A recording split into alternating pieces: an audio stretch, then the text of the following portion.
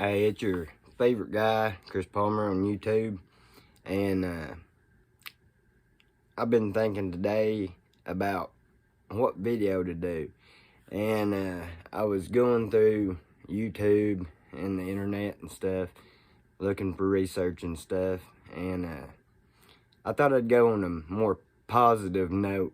We'll go way back to the day, and I'm going to read something that most people don't know. This is something everyone knows, but no one's ever heard it this way about the Star Spangled Banner, the untold story of it. There was a lawyer once by the name of Francis Scott Key. He penned a song I'm sure you're all aware of. It's in most hymn books throughout most of our churches. It's called the national anthem. It's our song as an American. We go to a baseball game and stand in our church services, and we sing the words to that song, and the words float over our lips and our minds, and we don't even realize what we're singing. Most of us have memorized it from childhood, but we never thought about what it means. Let me tell you a little story about Francis Scott Key. He was a lawyer in Baltimore. The colonies were engaged in vicious conflict with our mother country, Britain. Because of this conflict, they had accumulated prisoners on both sides. The American and the British had prisoners. And the American government enlisted a move. They went to the British and said, let's negotiate for the release of these prisoners. They said, we want to send a man out to discuss this with you. They were holding American prisoners in a boat about 1,000 yards offshore. They said, we want to send a man by the name of Francis Scott Key. He will come out to see if we can make a mutual exchange. On the appointed day, he went out in a rowboat. He went out and negotiated with the British officials, and they reached a deal that men could be exchanged to one basis. Francis was overjoyed with the fact that he had been successful, and he went down to the cargo hold, and what he found was a cargo hold full of humanity. Men, and he said to the men, I've got good news for y'all tonight. You are all free, he said. Tonight I have successfully negotiated your terms, or your return to the colonies. He said, you will be taken out of your chains.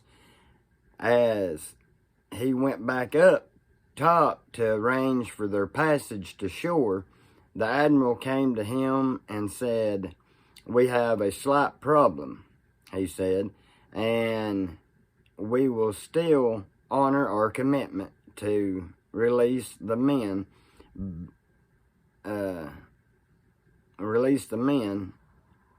but it will be merely academic after tonight, so it won't matter. Francis Scott said, what do you mean? He said, Mr. Key, we have laid an ultimatum upon the colonies. You people will either agree to lay down the colors of that flag you think so much of, or you see that fort over there, Fort Henry, we will remove it off from the earth. He said, how are you going to do that? he said, if you will scan the horizon of this ocean, and as he looked, he could see hundreds of little dots. And he said, that's the entire British war fleet. He said all of the gun power, all of the armament to demolish that fort. It will be within striking distance in about 2 hours, he said. The war is over, and these men would be free anyways, so it doesn't matter. He said, you can't shell that fort. He said, it's full of women and children. He said, it's not a military fort. He said, don't worry about it, the Admiral did. We have given them a way out. He said, do you see that flag way up there on the rampart? He said, we told them if they lower the flag, the shelling will stop immediately, and we'll know that they have surrendered, and you'll now be under British rule. Francis Key Scott went down and told the men what was about to happen. Someone said, how many ships did you see? He said, hundreds. The ships arrived, and Francis Scott Key went back up and said, I'll shout back down to you what's going on as we watch. As twilight began to fall and a haze hung over the ocean, suddenly the British fleet unleashed, he said. The sound was deafening because of all the cannon fire. He said there was no relief. He said even though the sky was dark, the bombs blowing up in the air allowed you to see the flag standing. 1 hour went by, 2 hours went by, 3 hours went by, and to the shelling, bombs' red glow, you could still see the flag. Francis Scott Key would holler down and say, it's still up. And the Admiral came and said, your people are insane. What's wrong with them? He said, don't they understand this is an impossible situation? Francis Scott Key said that he remembered what George Washington said, Americans would rather die on their feet than to live on their knees. The Admiral said, we are now going to aim solely on the rampart, he said, over the reconnaissance. He said, how's it still standing? It's been hit directly several times. Francis Scott Key said the barrage was unmerciless. They started firing just on the rampart, just to try to blow the flag down. And he said he could hear the men down below praying, God, keep the flag flying. And so the British Armada kept shooting and blowing and bombing and shelling that fort. And after 2 or 3 or 4 hours later, the flag, after the smoke went away, the flag was still up and it was tilting. And they could not figure out why it was. And it was because all those Americans had went up and manually held that flag, knowing they would die on that bombardment. And when those men died, they pulled back and more men come in and held the flag up. And they held that flag up through that whole thing. And the flag was tattered and blew all to pieces. And that's where the Star Spangled Banner come from. That's how that poem that we turned into our national anthem song come about. All those Americans, so proud to be Americans, so proud of what our forefathers had promised us, that they sacrificed their lives to keep that flag from being lowered any at all. And nowadays, everybody, they kneel at the flag and they do all kinds of stuff like that. And they burn the flag. And all this politics shit going on today, people forget about the war in 1776 and how hard we fought to make this America the way it is.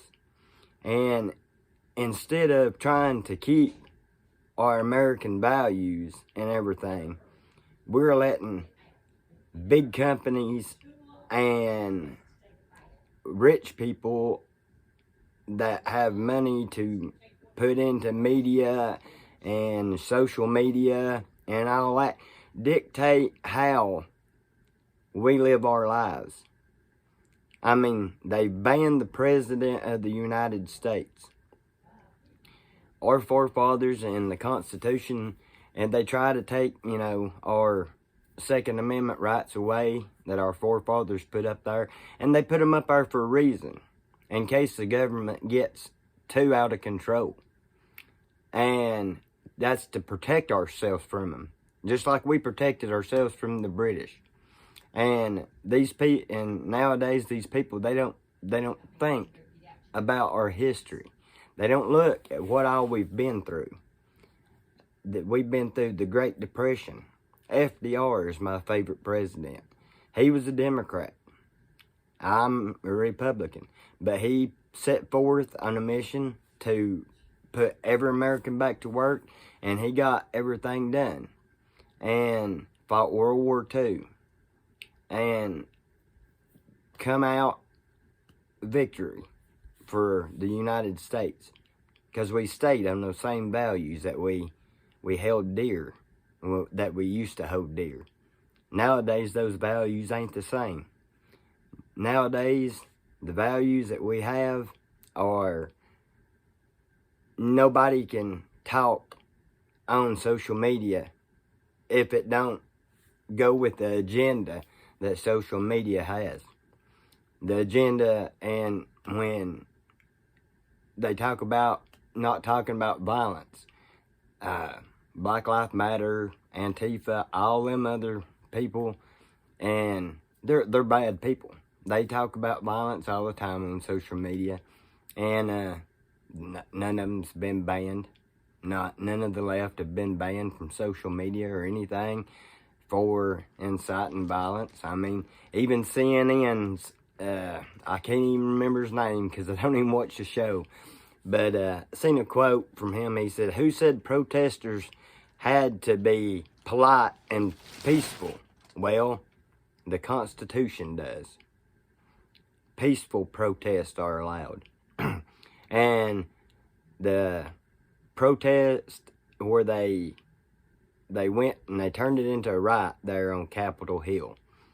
But I think there's more to that riot than what we all know and what we probably ever will know. And Nancy Pelosi's wanting to impeach President Trump. And I think she's just wanting to impeach him because she's afraid of what's going to come off from her laptop. All these people have gotten too much power. They've laid their American morals down and traded it for money. Money from other globalist businesses and stuff. I mean, to the point where, third parties like banks and stuff like that, and social media and big tech and stuff like that should not have a part in politics. They shouldn't lean either way, left or right. They're there. They should be a platform for people to speak on, whether they like what they say or not. I mean, it's what the First Amendment's all about. That's what our soldiers go and fight for, is the freedom of speech, to be able to say whatever you want to say, whether it makes somebody mad or whether it don't. And people nowadays, they don't realize, they think because it hurts their feelings that you shouldn't say it. That's not how it was made. I'm sure it hurt the British King's feelings when we decided to pull our colonies and make our own nation back in 1776. But I'm pretty sure George Washington didn't give a damn how bad it hurt his feelings. So, you know, on that, we need to start thinking about our core American values, and that's what we need to get back to. And, you know, I also watched another little thing about how President Trump was the president that was for America first, and the one that it's been a long time by Ronald Reagan, since it was America first.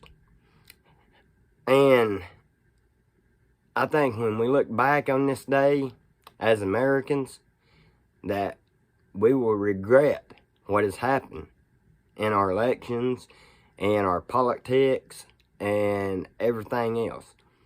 I think that all of the congressmen and the senators have grown too much, have too much power over everything, and I think they made a mistake when they made it where that nobody could touch the big tech companies and stuff like that. Nobody, they can't be touched. They can't be sued for anything because of whatever, you know, they done. So if you're conservative and you say something they don't like and they kick you off, you can't be like, no, that's my right. No, it's a private company, they say, and they can make up whatever rules they want to. Well, I mean, there's a lot of private companies, but they still can't make up their own rules. And when big tech has a monopoly, and it's like them shutting Parler down. Parler, you could say whatever you want, whenever you wanted to, about whatever you wanted to. And I don't know if that scared Democrats and the big tech and even Apple. And I have an iPhone, and now I wish I'd have stayed with Android. And all this big tech and stuff, Google and all of them, they have banned the most American first president that we've had in a long time.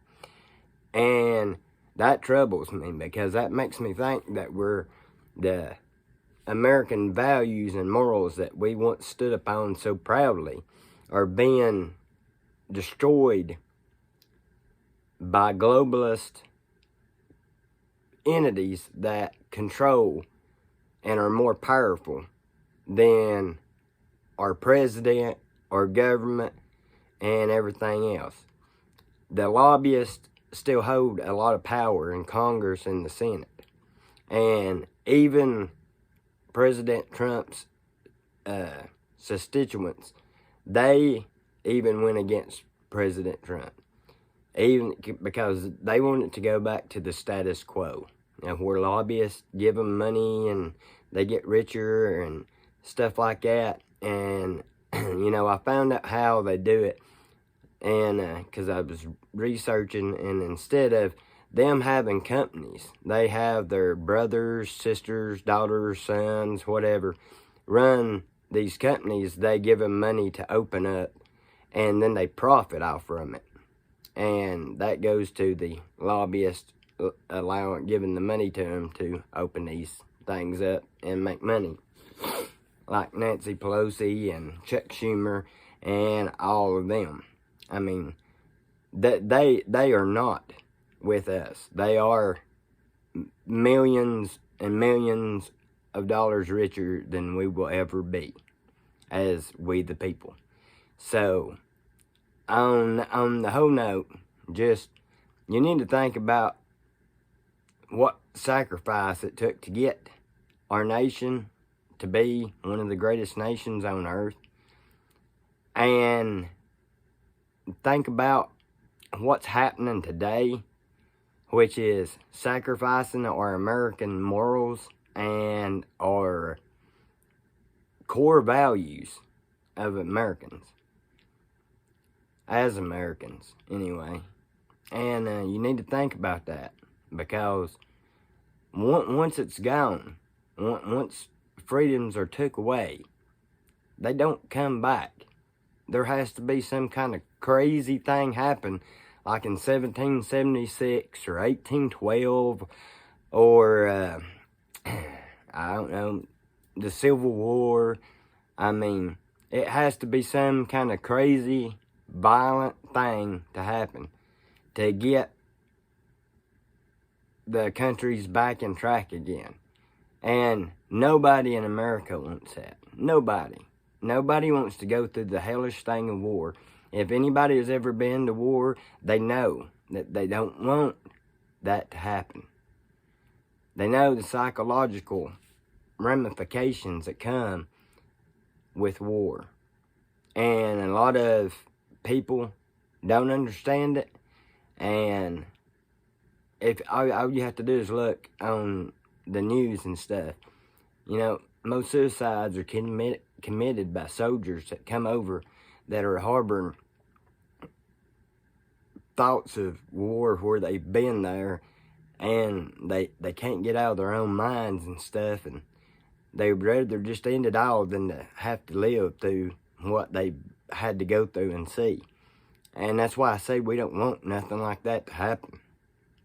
But it seems like, well, the politicians wouldn't be fighting the war. That's why they don't really care to pit us against each other. And they kind of think it's funny. They use it like a chessboard, like a human chessboard, basically. And or a dog fight or a cock fight or whatever you want to call. That's the way they see us. We're the game dogs that's in the two corners fixing to face off with each other. Or the two game birds in each corner fixing to face off with each other. And they don't care if we live or die either way.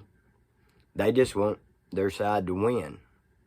It don't matter if it kills if it kills us to win that event. That's what they want to do.